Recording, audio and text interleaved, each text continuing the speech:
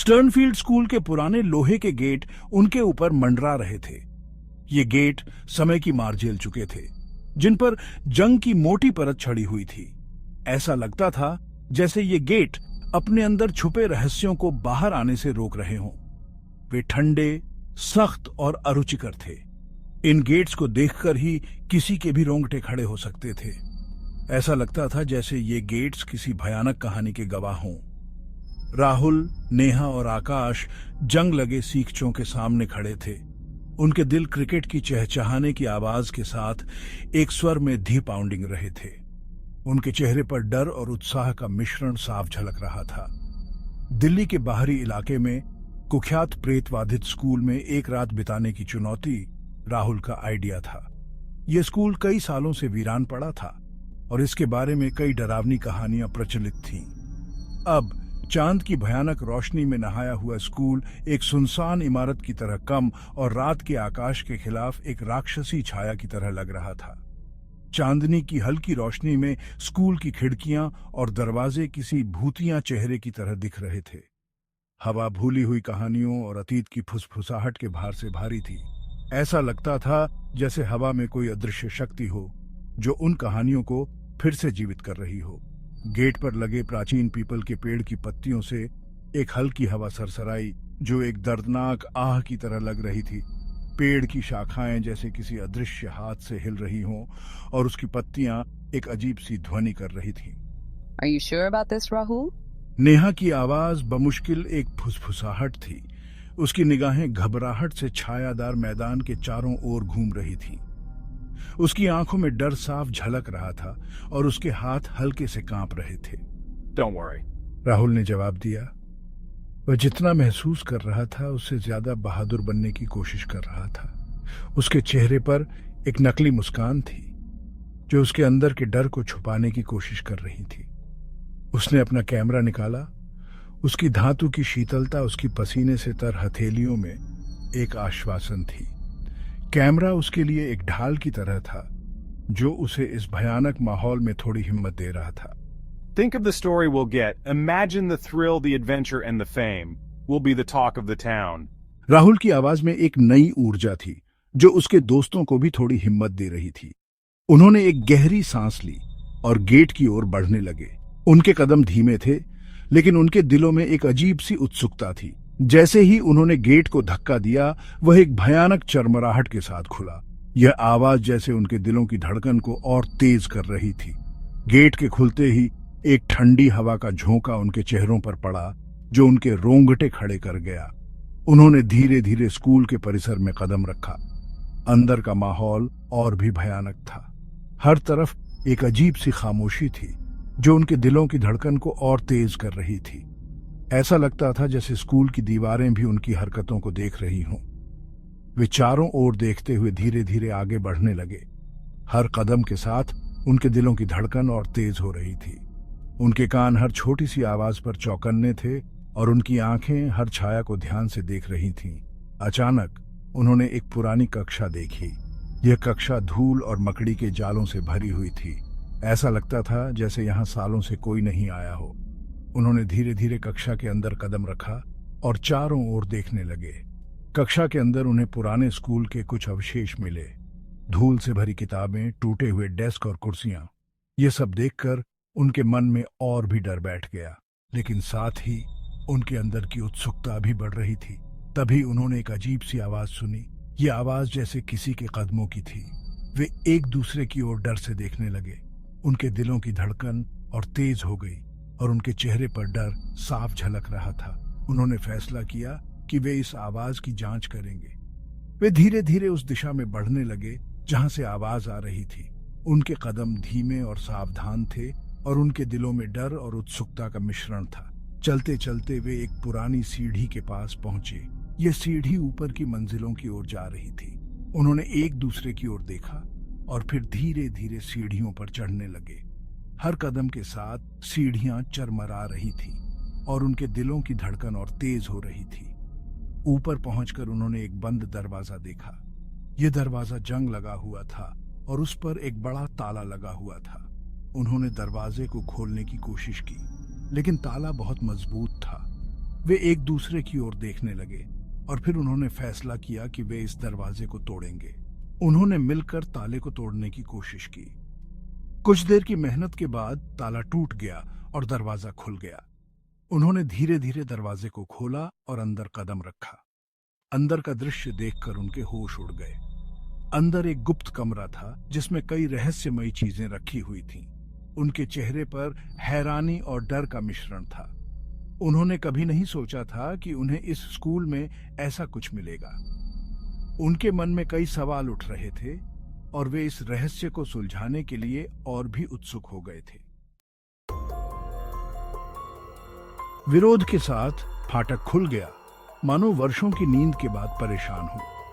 यह फाटक, जो कभी इस जगह की सुरक्षा करता था, अब खुद ही एक रहस्य बन गया था, जैसे कि इसके पीछे की कहानियां बाहर आने के लिए बेताब थीं। जैसे ही उन्होंने अंदर कदम रखा, हवा काफी ठंडी हो गई, जिससे उनकी रीढ़ की हड्डी में कंपकपी दौड़ गई। यह ठंड केवल मौसम की नहीं थी, बल्कि उन यादों की थी जो इन दीवारों में बसी हुई थी, जो अब भी यहाँ की हवा में तैर रही थी। सड़ांध और धूल की गंध उनके नथुनों में भर गई, जो कभी इन दीवारों के भीतर धड़कते जीवन की एक कठोर याद दिलाती थी। यह गंध उन दिनों की थी जब यहाँ बच्चे खेलते और पढ़ते थे, जब यह जगह जीवन से भरी हुई थी। स्कूल, जो कभी हंसी और सीखने की मीनार हुआ करता था, अब एक उजाड़ खोल के रूप में खड़ा था, जैसे कि समय ने इसे भुला दिया। यह इमारत अब केवल एक छाया थी, अपने पूर्व गौरव की एक धुंधली याद। इसकी खिड़कियां खाली आंखों की तरह अंधेरे में घूर रही थी। ये खिड़कियां, जो कभी उजाले और ताजगी को अंदर लाती थीं, अब केवल अंधकार और उदासी को दर्शाती थी। टूटे हुए बेंच आंगन में बिखरे पड़े थे, उस समय के अवशेष जब बच्चे अवकाश के दौरान खेला करते थे। ये बेंच अब केवल एक यादगार थे, उन खुशियों और खेलों की जो कभी यहाँ हुआ करते थे। अब केवल परछाइयां चांदनी में नाचती थीं, एक भयानक बैले में घूमती और मुड़ती थीं। ये परछाइयां, जो कभी बच्चों की हंसी और खेल की गवाह थीं, अब केवल अतीत की कहानियों को दोहराती थीं। This place gives me the creeps. ये जगह सच में डरावनी है, जैसे कि यहाँ की हर चीज हमें देख रही हो, हमें महसूस कर रही हो। आकाश बड़बड़ाया, उसकी आवाज बेचैनी से कसी हुई थी। ये आकाश, जो कभी इस जगह की छतरी हुआ करता था, अब केवल डर और रहस्य का प्रतीक बन गया था। उसने अपने टॉर्च को चारों ओर चमकाया, बीम अंधेरे से चाकू की तरह कट रहा था। ये टॉर्च, जो कभी केवल एक साधारण उपकरण था, अब उनके लिए एक जीवन रेखा बन गया था, अंधेरे में रास्ता दिखाने वाला। राहुल ने निगल लिया, उसका शुरुआती साहस हर कदम के साथ फीका पड़ रहा था। वह जानता था कि यह जगह केवल एक इमारत नहीं थी, बल्कि एक जीवित इतिहास था जो हर कोने में छिपा हुआ था। उसने महसूस किया कि बेचैनी की एक चुभन उसकी रीढ़ की हड्डी तक फैल गई है, जैसे कि यह जगह उसे चेतावनी दे रही हो, उसे यहाँ से दूर जाने के लिए कह रही है। लेकिन अज्ञात का रोमांच, सच्चाई को उजागर करने का आकर्षण उसे आगे बढ़ाता था। वह जानता था कि उसे इस जगह की कहानियों को सुनना है, उन्हें समझना है और शायद उन्हें दुनिया के सामने लाना है। वे मुख्य भवन में दाखिल हुए। उनके कदम दमनकारी सन्नाटे में गूंज रहे थे। कभी जीवंत कक्षाएं खंडहर में पड़ी थीं, उनकी दीवारें भित्ति चित्रों से विकृत थीं, फर्श टूटे फर्नीचर से अटे पड़े थे। हर कोने से मकड़ी के जाले लटके हुए थे, जो कमरे को एक भयानक ईथर घूंघट में लपेटे हुए थे।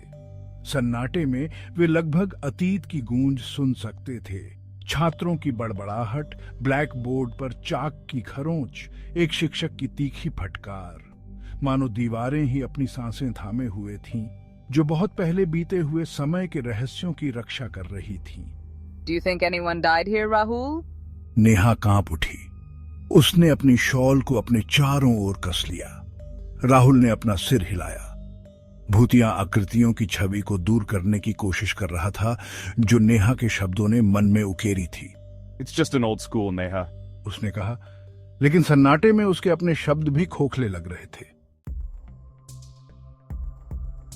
Section 4, the diary. Way library में पहुंचे। उसका दरवाजा अपने कब्जों से अनिश्चित रूप से लटका हुआ था।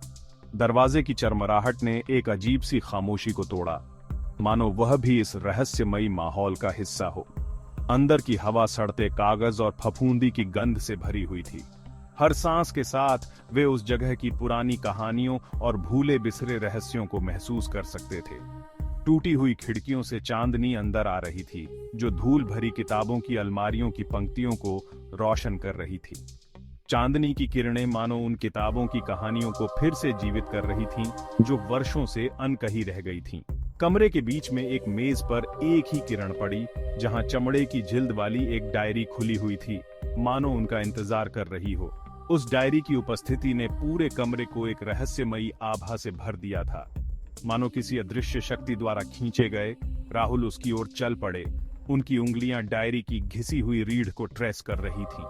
उनके मन में एक अजीब सी बेचैनी और उत्सुकता का मिश्रण था। उसने उसे सावधानी से खोला। उसका दिल घबराहट और उत्तेजना के मिश्रण से धड़क रहा था। हर पन्ना पलटते ही मानो वे एक नई दुनिया में प्रवेश कर रहे थे। उम्र के साथ पीले पड़ चुके पन्ने साफ सुथरी लिखावट से भरे हुए थे। हर शब्द अतीत में एक खिड़की थी। उन पन्नों पर लिखी हर बात मानो एक भूली बिसरी कहानी को फिर से जीवित कर रही थी। इट्स अ डायरी, वह फुसफुसाया। उसकी आंखें फीकी स्याही को देख रही थीं। उस स्याही में छिपे रहस्यों को जानने की उत्सुकता उनके चेहरे पर साफ झलक रही थी। And it belongs to a student named Rohan. जैसे ही वे डायरी के चारों ओर इकट्ठा हुए, उन पर एक अपशकुन का साया मंडरा गया। हर कोई उस डायरी के रहस्यों को जानने के लिए बेचैन था, लेकिन साथ ही डर भी रहा था कि कहीं कुछ अनहोनी न हो जाए। यह कोई साधारण डायरी नहीं थी। यह भय का एक क्रॉनिकल था, मदद की एक हताश याचना थी। हर पन्ने पर लिखी बातें मानो एक चेतावनी थी, एक ऐसी कहानी जो किसी ने कभी सुनी नहीं थी, लेकिन अब वह सबके सामने आ रही थी। डायरी के हर शब्द ने उनके दिलों में एक अजीब सा डर और बेचैनी भर दी थी। उन्होंने रोहन के शब्दों को समझने में घंटों बिताए। प्रत्येक पृष्ठ स्टर्नफील्ड स्कूल के आसपास के रहस्य को गहरा करता गया। रोहन ने अजीब घटनाओं के बारे में लिखा, गलियारों में छिपी परछाइयों के बारे में, रात के सन्नाटे में उसका पीछा करते हुए फुसफुसाहट के बारे में। उसने एक ऐसे रहस्य के बारे में लिखा था जिस पर वह ठोकर खा गया था, एक ऐसा रहस्य जिसे कोई छिपाकर रखना चाहता था। फिर अचानक प्रविष्टियां बंद हो गईं। डायरी का आखिरी पन्ना खाली था, सिवाय एक अकेले ठंडा करने वाले वाक्य के जो कांपते हाथ से लिखा गया था, "He's coming for me." What was that? Let's get out of here.